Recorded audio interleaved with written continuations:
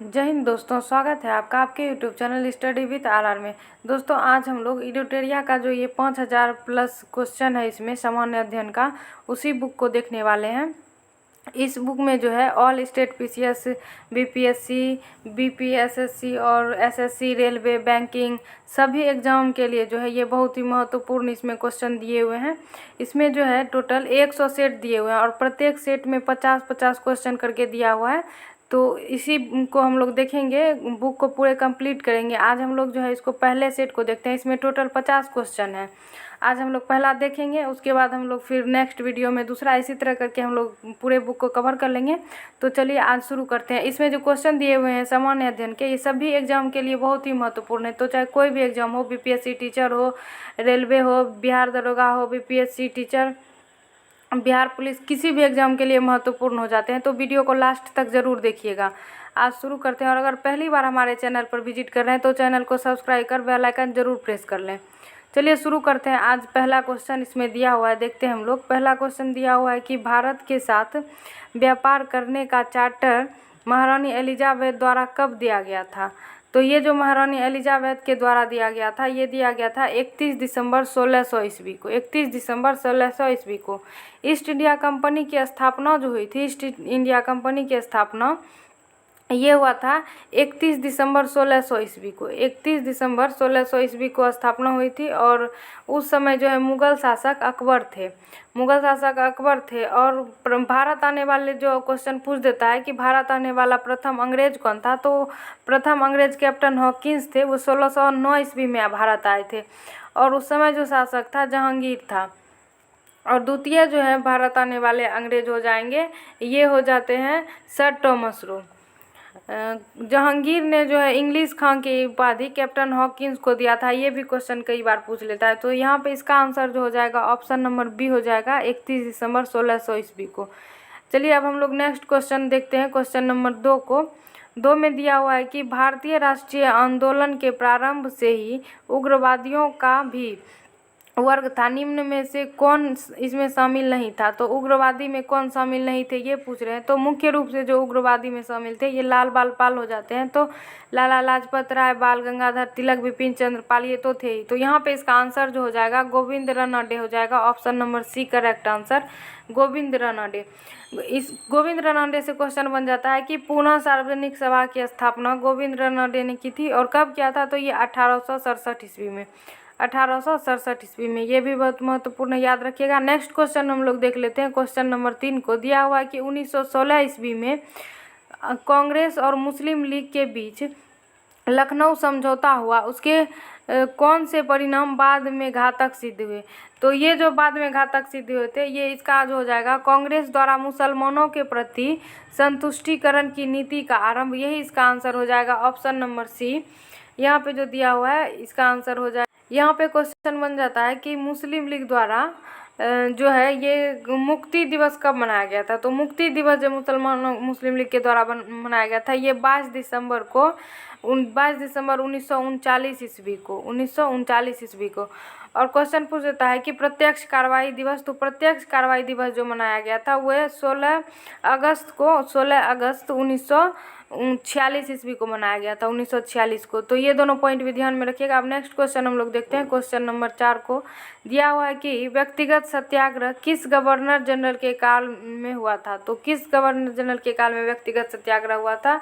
ये जो हो गया था लॉर्ड लिनलिथगो के काल में हुआ था। लॉर्ड लिनलिथगो का कार्यकाल जो है ये 1936 से 43 हो जाता है। और 1940 ईस्वी में हुआ था ये व्यक्तिगत सत्याग्रह, 1940 ईस्वी में। तो इसी के कार्यकाल के दौरान हो जाता है। इसका जो आंसर यहाँ पे हो जाएगा ऑप्शन नंबर सी हो जाएगा। 1940 में हुआ था, तो इसी के कार्यकाल में हो जाएगा। और यहाँ पे लॉर्ड वेलिंगटन जो दिया हुआ, इसका कार्यकाल जो था ये 1931 से 36 था, 31 से 36। और 1947 से 48 जो था ये माउंटबेटन का हो जाता है। तो इसका आंसर जो हो जाएगा यही हो जाएगा, ऑप्शन नंबर सी। ये व्यक्तिगत सत्याग्रह के जो नेता थे ये जो महात्मा गांधी हो जाएंगे। और ये पवनार से शुरू हुआ था व्यक्तिगत सत्याग्रह।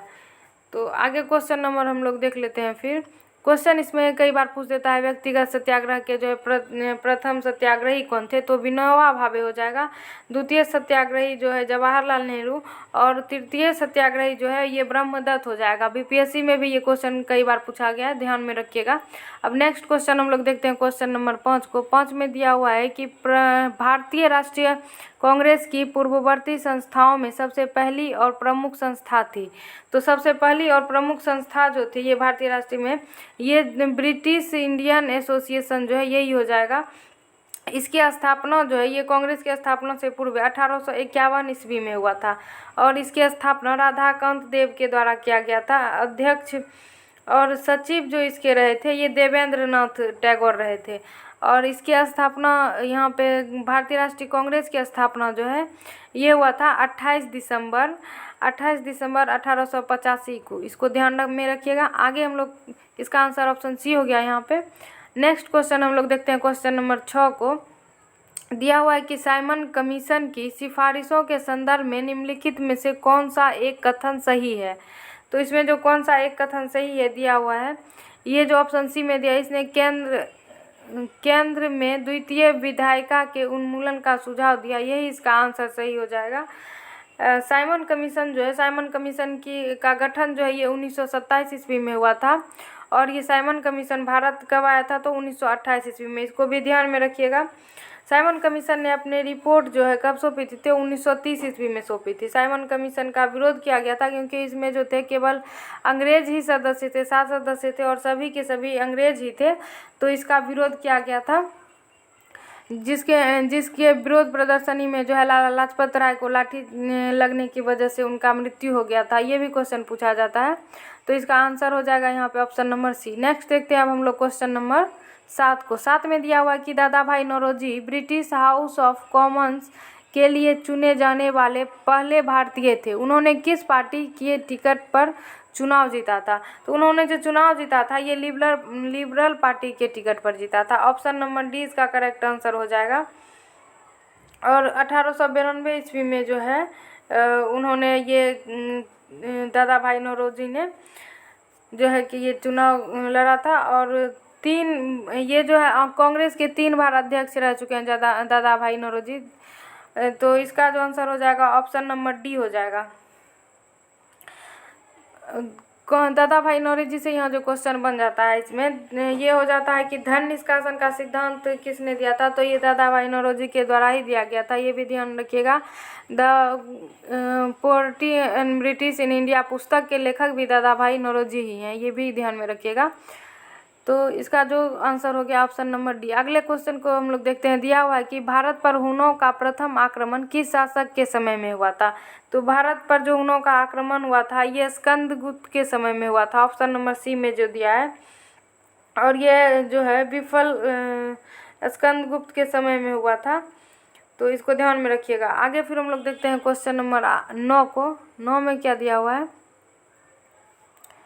क्वेश्चन नंबर 9 को देख लेते हैं हम लोग। 9 में दिया हुआ है कि ऐहोल अभिलेख किस शासक से संबंधित है। ऐहोल अभिलेख जो है ये किस शासक से संबंधित है, तो ये पुलकेशिन द्वितीय से संबंधित है ऐहोल अभिलेख। आगे फिर है कि हम लोग देखते हैं इसमें पॉइंट। यहाँ पे जैसे ऐहोल अभिलेख पूछ दिया है तो ये तो पुलकेशिन द्वितीय के से संबंधित है। यहाँ पे पूछ सकता है कि हाथी गुफा अभिलेख, तो हाथी गुफा अभिलेख जो है ये कलिंग नरेश खारवेल से संबंधित है, ध्यान में रखिएगा। उसके बाद पूछ देता है कि प्रयाग प्रशस्ति का अभिलेख जो है समुद्रगुप्त से संबंधित है। यहाँ पे ये दोनों पॉइंट भी ध्यान में रखिएगा।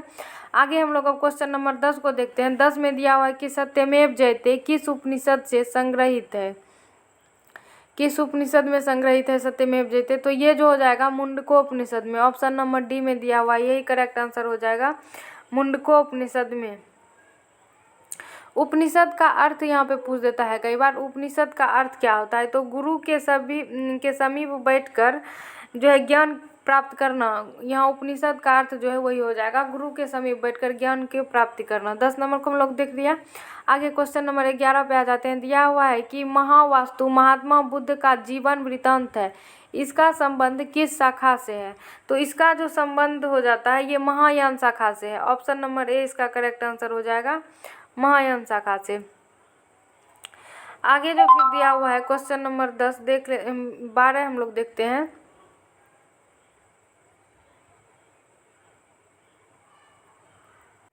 बारह में जो दिया हुआ है कि अकबर द्वारा बनाए गए उपासना भवन का क्या नाम था। तो अकबर के द्वारा बनाए गए उपासना भवन का जो नाम था ये इबादत खाना, ऑप्शन नंबर सी हो जाएगा इसका करेक्ट आंसर। ये जो दीवान ए खास और दीवान ए आम दिया हुआ है ये जो संबंधित था ये शाहजहां से संबंधित था। ये इबादत खाना का जो है स्थापना अकबर ने 1575 ईस्वी में 1575 ईस्वी में किया था।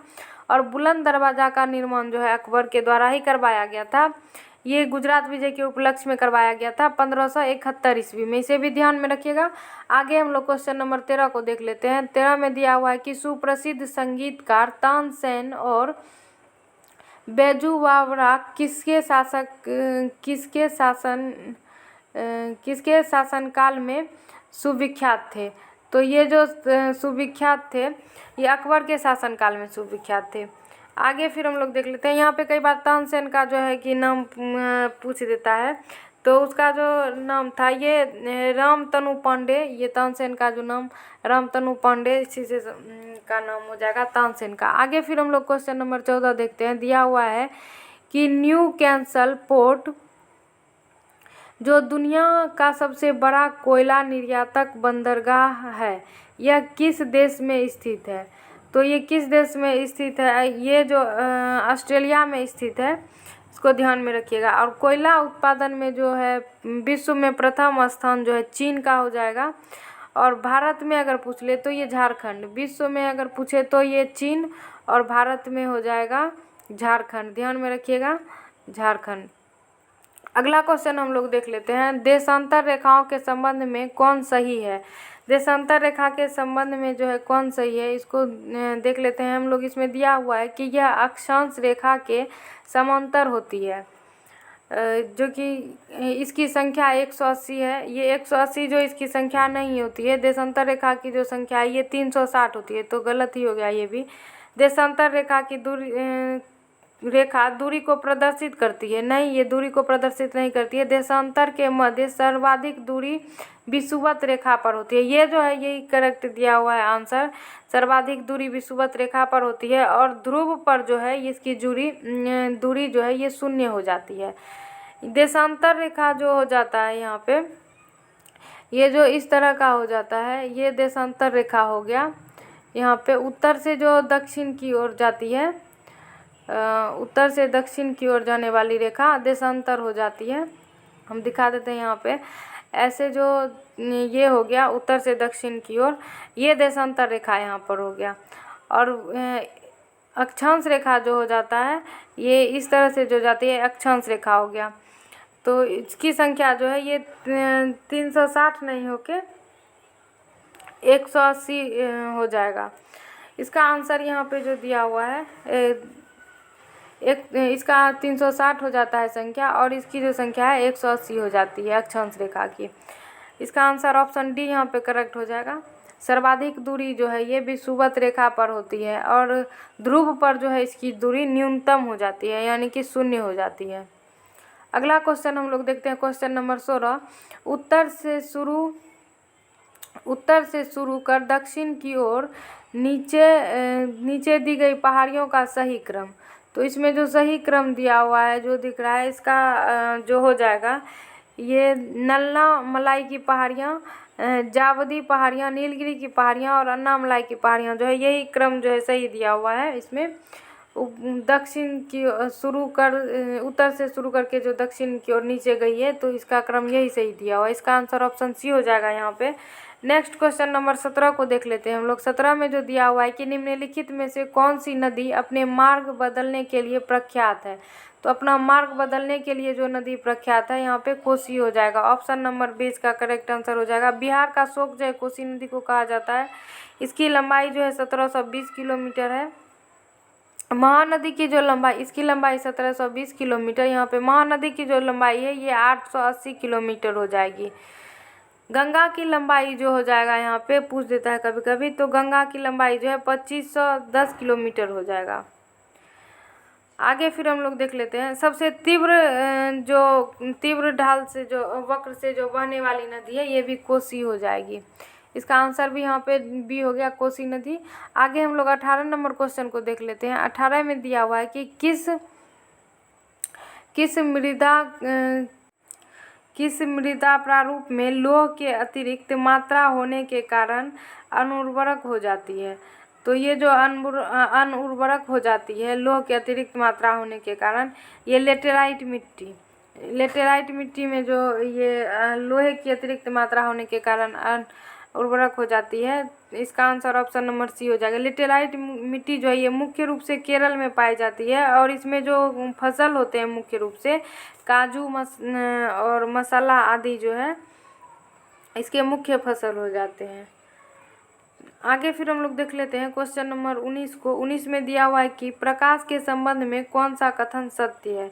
प्रकाश के संबंध में जो है कौन सा कथन सत्य है। यह दिया हुआ है कि यह एक विद्युत चुंबकीय तरंग है, यह एक कण प्राकृतिक है, यह ऊर्जा का एक रूप है, जो कि सभी कथन इसमें सही ही दिया हुआ है। तो इसका आंसर ऑप्शन नंबर डी हो जाएगा यहाँ पे। अगला फिर हम लोग देख लेते हैं क्वेश्चन नंबर 20 को। 20 में दिया हुआ है कि बायोम संयंत्र में निम्नलिखित में से कौन सी प्रक्रिया होती है।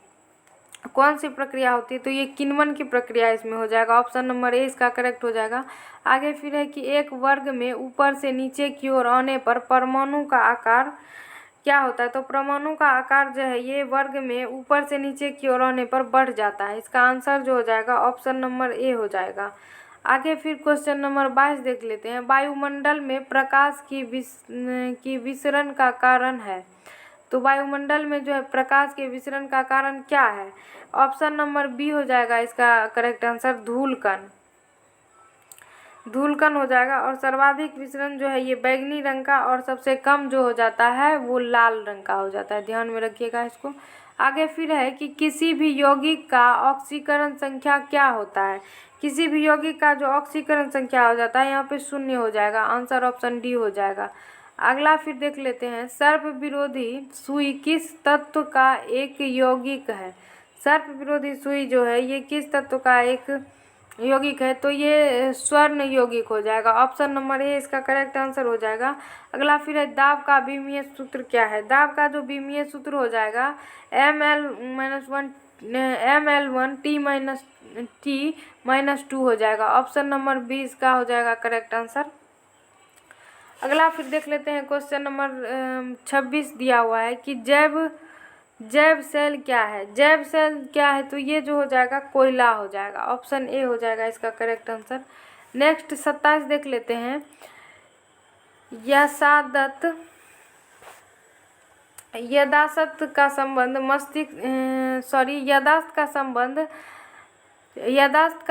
मस्तिष्क के निम्न में से किस भाग से है। तो यदासत का संबंध जो है सेरिब्रम से है, सेरिब्रम से।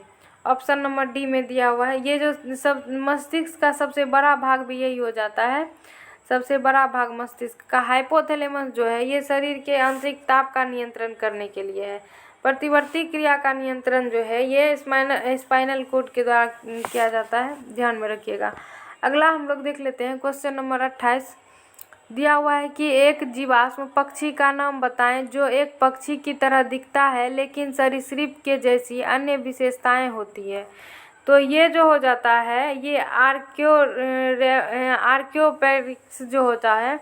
ऑप्शन नंबर बी आर्कियोपेरिक्स यही हो जाएगा इसका answer, option number B. Next question देख लेते हैं 29 नंबर। मानव शरीर में सर्वाधिक मात्रा में पाया जाने वाला तत्व। तो मानव शरीर में सर्वाधिक मात्रा में पाया जाने वाला तत्व जो है ये ऑक्सीजन हो जाएगा, O2।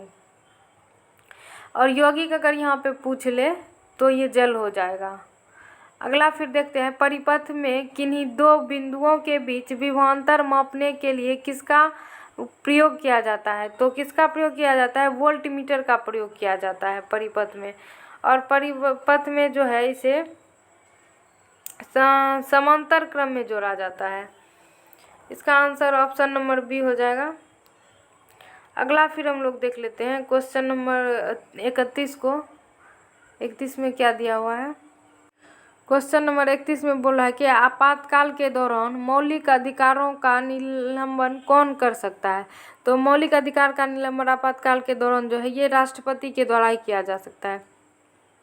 ऑप्शन नंबर सी इसका करेक्ट आंसर हो जाएगा। संविधान में जो है आपातकाल का जो उल्लेख किया गया है ये भाग 18 में किया गया है और आपातकाल जो है ये जर्मनी के संविधान से लिया गया है, इसको भी ध्यान में रखिएगा। अगला फिर हम लोग देखते हैं प्राक्कलन समिति के सदस्यों का कार्यकाल कितने वर्ष का होता है। तो प्राक्कलन समिति के जो सदस्यों का कार्यकाल होता है ये 1 वर्षों का होता है। बहुत ही महत्वपूर्ण क्वेश्चन है, इसको ध्यान में रखिएगा, 1 वर्ष का होता है। इसमें जो है कई बार सदस्यों की संख्या पूछ देता है। तो प्राक्कलन समिति में जो सदस्यों की संख्या है ये 30 है टोटल और सभी जो हैं लोकसभा से ही हैं और इसका कार्यकाल 1 वर्ष का होता है। वहीं अगर लोक लेखा समिति के सदस्यों की संख्या पूछ दे तो उसमें 22 सदस्य होते हैं, जिसमें से कि 15 जो हो जाते हैं ये लोकसभा से और 7 सदस्य जो हो जाते हैं ये राज्यसभा के हो जाते हैं। तो इसको ध्यान में रखिएगा।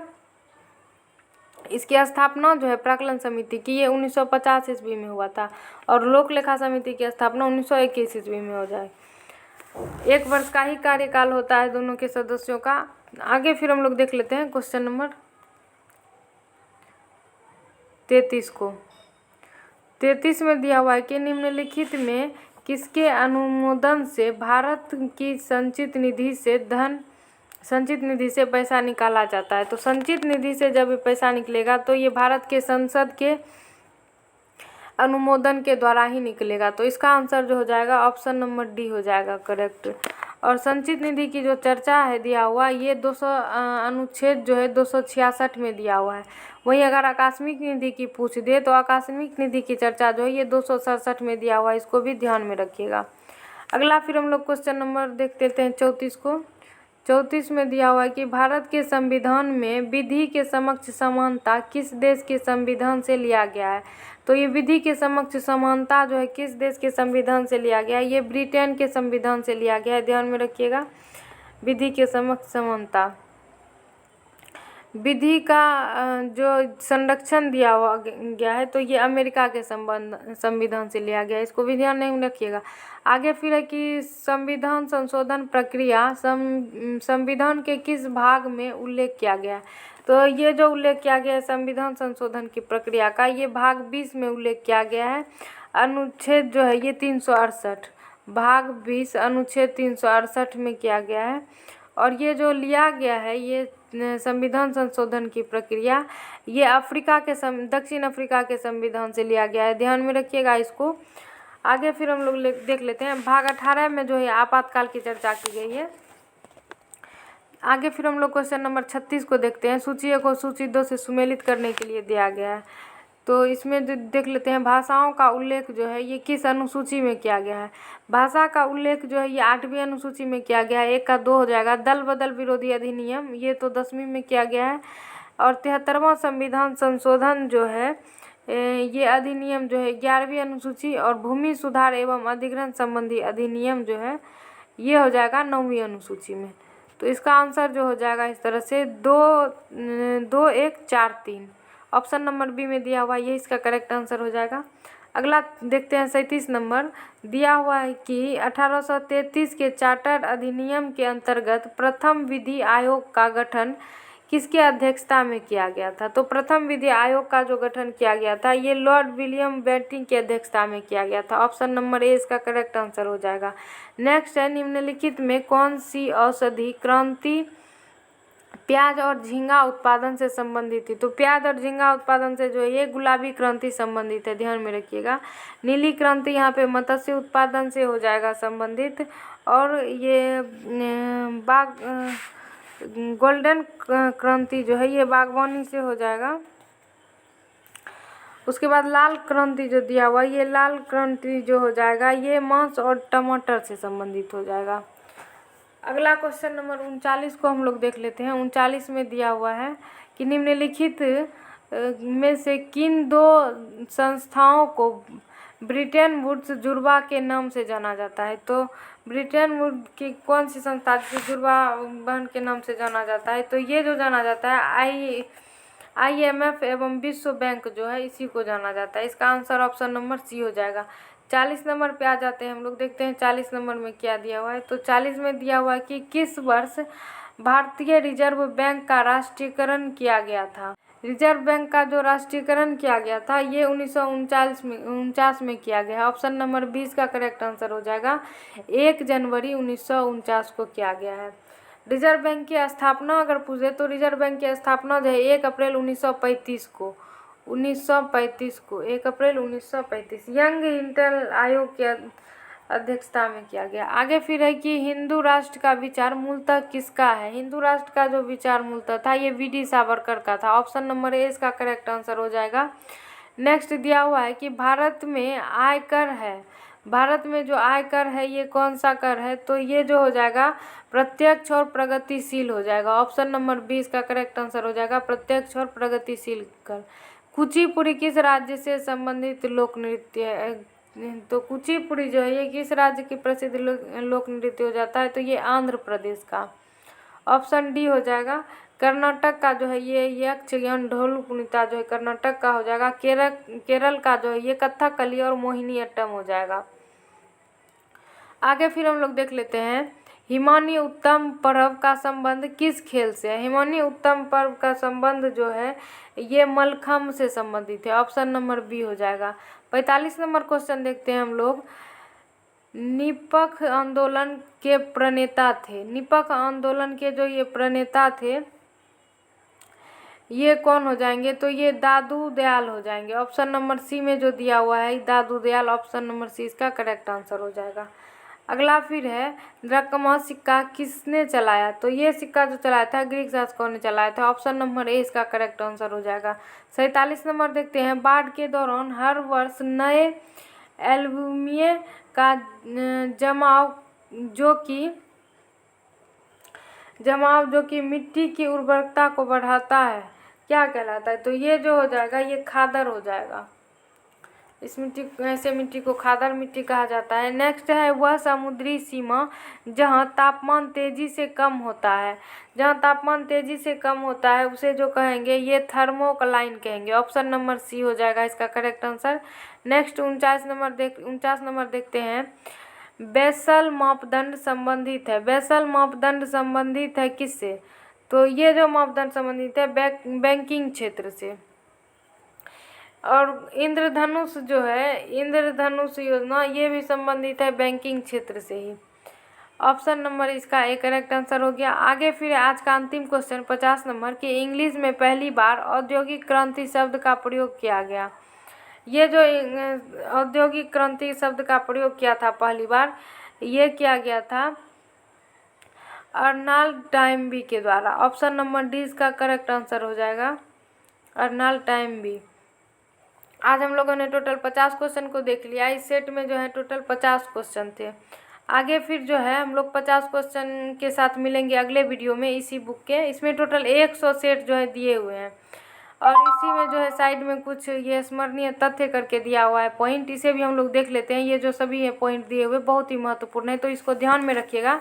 चलिए हम लोग इसको देख लेते हैं एक बार पढ़ के इसमें क्या क्या दिया हुआ है। तो इसमें जो दिया हुआ है पहला, भारत में मानव का सर्वप्रथम साक्ष्य प्राप्त हुआ है नर्मदा घाटी से। बहुत ही वीवीआई पॉइंट है, इसे ध्यान में रखिएगा। आगे फिर है सर्वप्रथम प्राचीनतम अस्थायी जीवन के प्रमाण मिले हैं मेहरगढ़ से। ये जो प्रमाण मिले हैं मेहरगढ़ से।